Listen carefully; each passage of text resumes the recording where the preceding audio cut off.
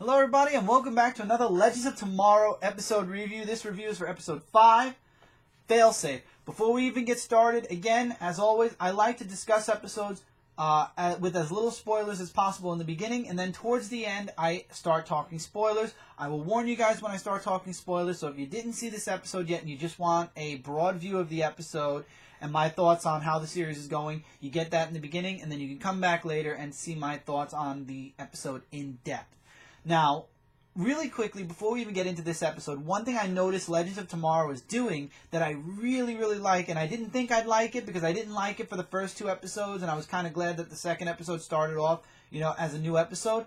I like how now they're doing each episode's ending leading into the next episode. Instead of the episode's over, next episode, this happens. I like that we get an ending that leaves us on a cliffhanger. For some reason, I didn't like how, the first episode didn't feel like it, second episode really didn't feel like it, third one and fourth one felt like it because now we're in episode 5 and that was the biggest cliffhanger. And this episode ends on a pretty good cliffhanger as well, if I do say so myself. I don't know if everybody agrees with me, but I thought it was a good cliffhanger.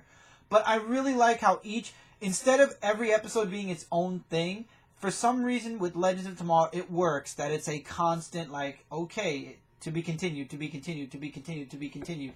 But each time they do a time jump, it's a new episode, a new story, basically, a new story arc in the big story arc of trying to stop Vandal Savage. So, last episode, Professor Stein was abducted. I forget that female scientist's name. I know Nick told me it in the comments for last week. I forgot. But I know in this episode, for a fact, I wanted to see her burn. You can go check it out on Twitter. That woman was... I had a hair in my mouth. Ugh. That woman was such a bitch in this episode. I was hoping for something really bad to happen to her before the episode ended. And I feel like I got what I was asking for in a way. I really like Brendan Routh's Ray, or the Atom, in this episode. At first he felt very Boy Scout Superman-esque, but then we got to see...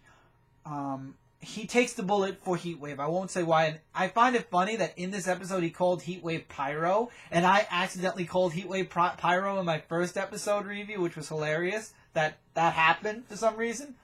But anyway, so the whole premise of this episode is saving Professor Stein and preventing Vandal Savage from creating a Soviet firestorm. Because if he creates one, then he can create many. And the Professor is the key. So what happens is the future becomes screwed because of what happens with Professor Stein. So either they save him or somehow they have to take him away from Vandal Savage before he learns about the secret of the firestorm. And I love how Rip actually was willing to kill one of his teammates. He was willing to kill Professor Stein in order to make sure, and we saw this in the preview, so this is not really a spoiler, because we saw that he told Sarah that if things get bad, you have to kill him. You have to take the shot to save the future.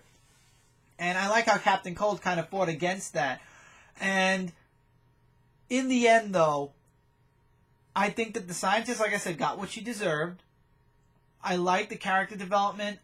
I like that the team is still not it's functioning as a team, but not really. And I like how Rip kind of he sidelines Hawk Girl and Birdman, great. Bird Girl, Hawk Woman, and Jax because they were injured, and he doesn't want them in the field because he doesn't want them to die. But in the end, he realizes that he has to in order to save Professor Stein, and it was just a really good. I love how each episode the team, while still being their own entities, was still, they're developing really nicely, and I like the relationship between Heatwave and Atom. I thought that was really great. I really feel like by the end of this series, this team is going to, obviously when they go back to the present, they're not going to be as chummy as they are right now, but I feel like they're going to come away from this with something, and we all know that Captain Cold, while he is a rogue, he is one of the anti-hero-esque villains in the DC universe since the pre-New 52, and even a little bit before the pre-New 52. We saw more of a code with the villains. So they only steal what they need to. Nobody dies. No teammate get left behind. You know, all that. They have a code that they have to follow. or else it doesn't work. So all in all, this was a really great episode, and it leaves off, like I said, with a cliffhanger for the next episode, which I find really awesome. We've been seeing pictures of Steve Amell with the goatee and a dark future for some reason. We don't know why, we don't know how, but something bad happens, or I believe they're in the they got stuck in the multiverse because they got shot. I will spoil this much to explain the ending. They were shot while they were traveling through time and space. So they crashed, and I love how Rip said they're crashing in time and space. So that means they might not be on their Earth even anymore, because Limbo can see all of the different multiverses in DC. So my prediction is they're on a alternate Earth's 2040 something, I believe they landed in. So they're in the future now. At least that's my prediction. I could be completely wrong. I have no 2046, I think it was, if I remember now correctly. I don't know, but that's my prediction. Could I be wrong?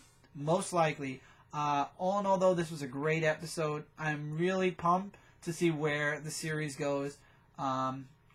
Next week, awesome episode. 5 stars.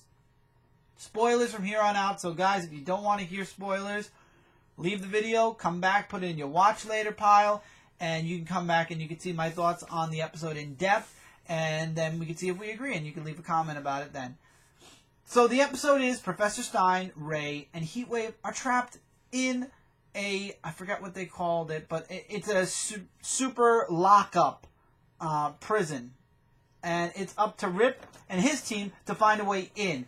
We get to see the Professor trying to be tricked, not beaten, but like they try this truth serum that really hurts. They try every way possible to get him to talk, and he doesn't.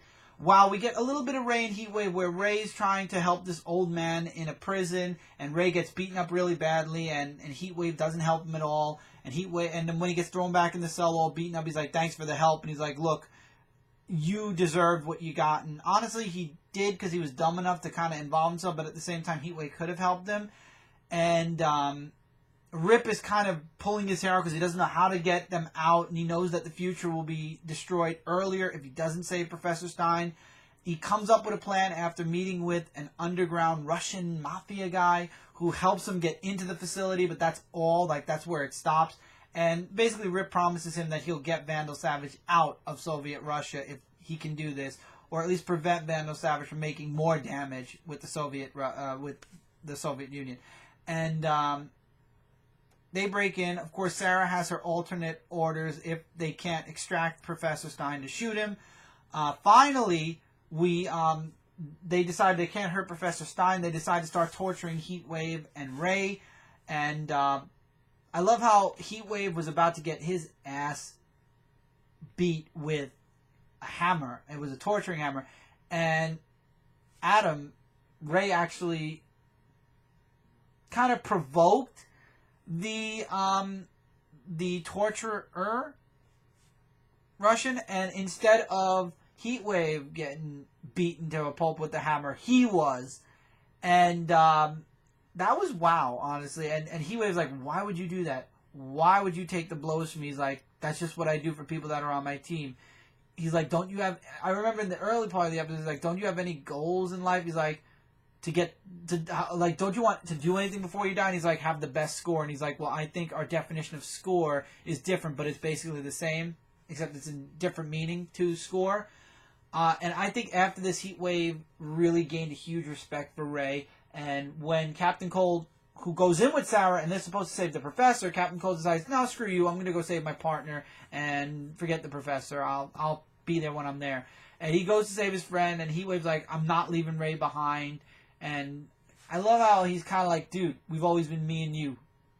He'll fend for himself." And they don't do it. They end up taking Ray, and Heatwave end up taking Ray anyway. And they escape. The team tries to save Stein. That's when Jax and Hawkgirl come in to Rip and say, "Listen, you can't sideline us. If Jax can get close enough to the Professor, we could save him." The bitch scientist woman, because I can only call her bitch scientist, I hated her throughout this entire episode, figures out the secret behind Firestorm is in Professor Stein, so she turns out they had another nuclear matrix. She fuses with it and then fuses with Professor Stein, but she doesn't have that machine like what Jax has to keep them regulated.